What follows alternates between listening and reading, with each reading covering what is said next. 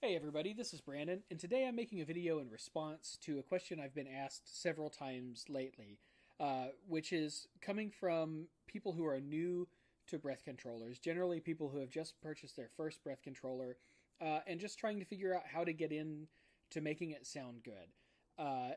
It can be very intimidating to get into wind synthesis if you have no experience with breath controllers or synthesis at all.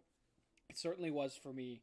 And so I wanted to make a video today that I think ticks four very important boxes for entering into a new thing for music performance. And it is affordability, portability, ease of use, and quality of sound. And what I'm going to show here, I think, hits all of those things. Now, couple disclaimers. Now, when I say affordability, I am actually making an assumption that you own an iOS device, an iPhone or an iPad, and that you already own your controller. The other disclaimer is that I'm interested in breath control for synthesized sounds, not emulative sounds. I'm not looking, or rather, acoustic emulative sounds. I'm not trying to emulate, quote, real instruments. I'm not trying to make a flute sound or a saxophone sound on my synth. I'm looking for classic and modern weird electronic sounds. That's why I got into this, because I wanted access to that sound palette with my saxophone technique. That's not to say that emulation's not a worthy pursuit. It's just not the thing I'm interested in. If you are interested in emulation, you'll probably want to look elsewhere. But if you're looking at getting some cool, funky sounds that you can use for real, this is the video for you. So the app you see in front of you here is AUM by Kymatica. AUM stands for Audio Unit Mixer. It is a host for AU instruments and plugins, and it's the most essential app for iOS music making, in my opinion. The app you see in front of you here is AUM by Kymatica. AUM stands for Audio Unit Mixer, and it is a host for audio units, instruments, and effects plugins.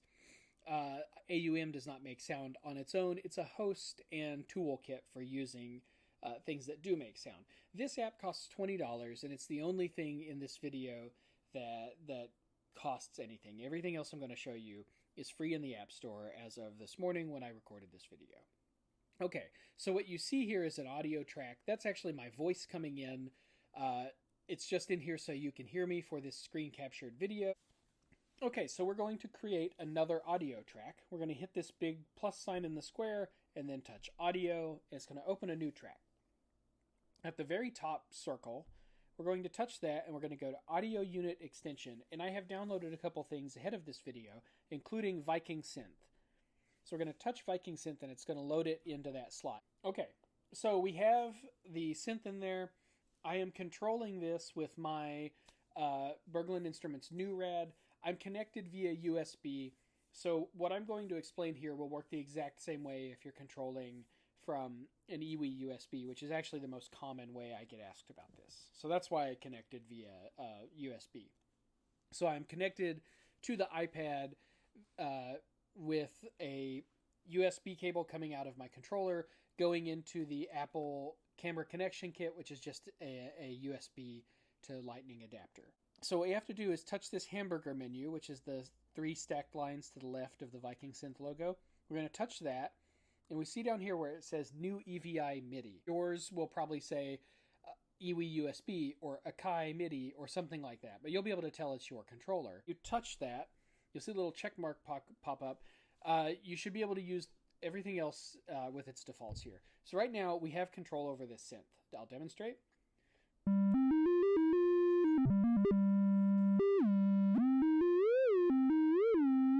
All right, so we have note and pitch bend control over it, and that's it. It's not very expressive. Now we're going to get breath control over it. So there are a couple ways you can go about this. I'm going to show you a way that will allow you to get control over any sound source that you can load into AUM. So we're going to touch this smaller circle, which is an insert effect, and go to Audio Unit Extension and go to F16 Filter, which is also made by Blamsoft. And it is a multi-mode filter that sounds good, works very well with breath, and is free.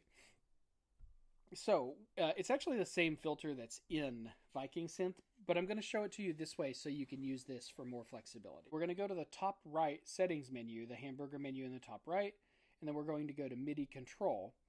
And then you look up here and it says no MIDI source, tap to connect. So we're going to tap that and we're going to select our controller.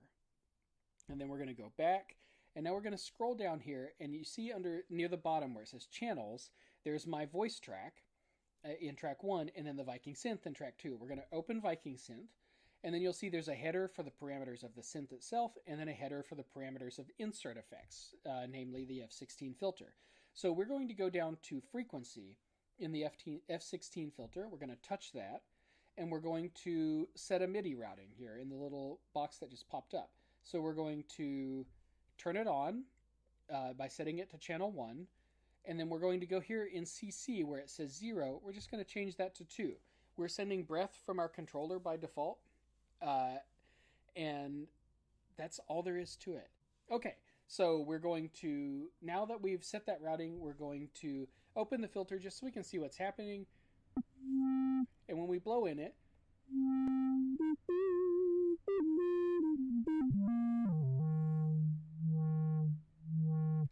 so what's happening now is when we blow into the breath sensor, it's opening this filter. When we're not blowing anymore, it closes it. This is the fundamental aspect of breath control. There's a lot more you can do, but this is the heart and soul of it and the most important part of it, in my opinion. Okay, so now that we have breath control over this synth, let's get a more interesting sound. So we've opened up the Viking Synth by touching its logo, and now I'm going to go to that oscillator 1 wave. It's currently a triangle. I'm going to change it to something like a saw, just to make it a little more interesting. While we're also here, I'm going to go to global and change that pitch bend range from 12 semitones down to 2 semitones.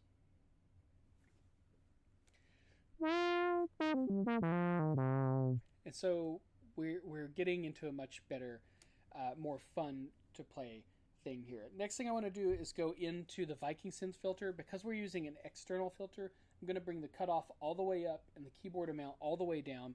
Basically means we're bypassing the filter. So that's why.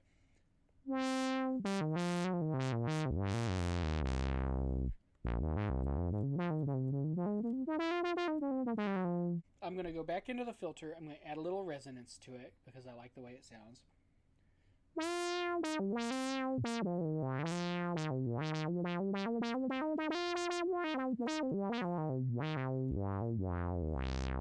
Okay, now the next thing I want to do, let's see, so I'm going to go into the envelope section and go down here to the amp envelope, and I'm going to put in a little bit, just a small amount of attack and release.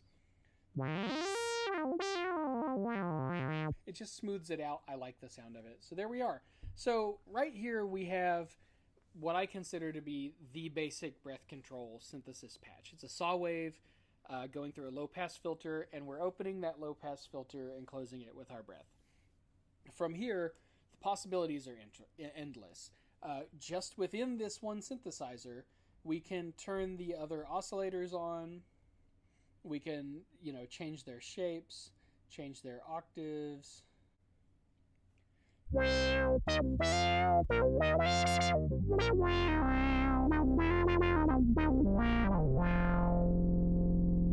going to detune this a little bit.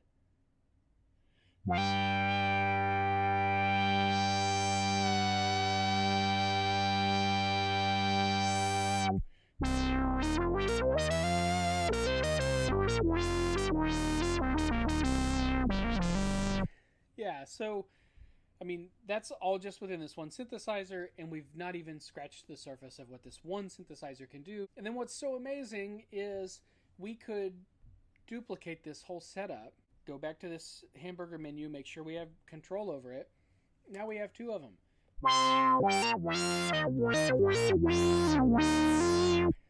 And that means we could come over to this synthesizer, and let's see, I'm just making a couple changes here.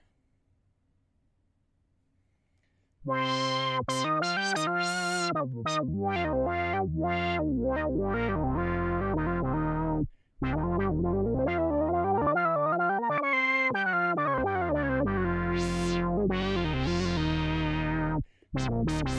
right, so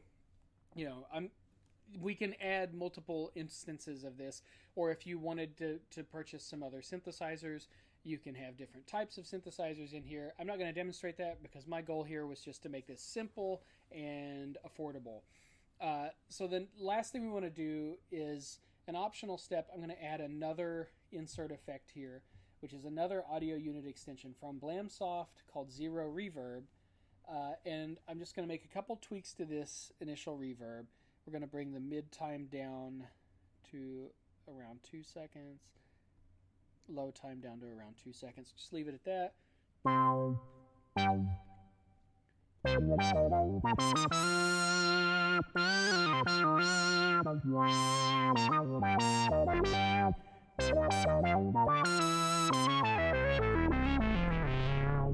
Yeah, so with that reverb on there, this becomes a very usable sound. So let's just have a recap here. I'm going to delete this whole channel, and I'm going to quickly run through these steps again. We're going to add the channel, audio, going to add the synthesizer, which is an AU extension. All right, while we're here, let's go ahead and add both of the insert effects we plan on using.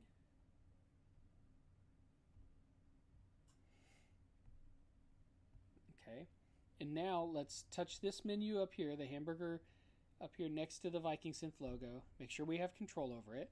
Then we're going to go over to the top right hamburger menu, Midi Control. Now it remembers that we were already connected. See where it says New EVI MIDI at the top? If you were first setting this up in a project, that would be telling you there's no source and you need to connect. We've already done that in this session, though. Okay, so we're going to scroll down to Viking Synth. We're going to go down to the F16 Filter and set the frequency, channel 1, CC2, which is breath. And then we're going to tweak this reverb a little bit to taste. This is not mandatory, this is just something I like.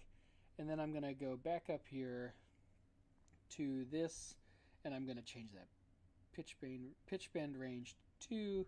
I'm going to throw my little bit of attack and release into the amplitude envelope. I'm going to go ahead and turn on all 3 oscillators and say saw wave, I don't know, some kind of square-ish wave. Change their octaves around a bit. Detune a little bit. And then finally we'll add some resonance over here. And I forgot in the synthesizer to go to the filter, keyboard amount off, cut off all the way out.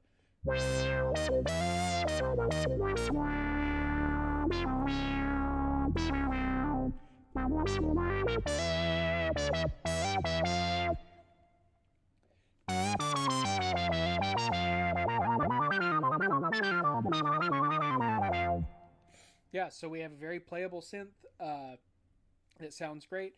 I hope that is useful to you. If you have any questions at all, or if you think there's something I just failed to cover, or something that you think I've explained poorly, I mean for this to be a resource, because when I first got into this, it was very challenging. It took me a long time and a lot of trial and error to get it right. And I actually owned a controller for more than 10 years, and it just kind of gathered dust in the closet because I kind of gave up on it because it was so difficult at first.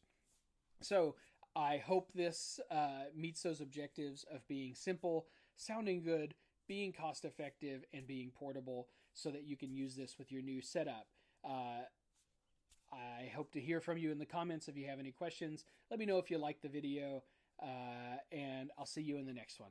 Bye.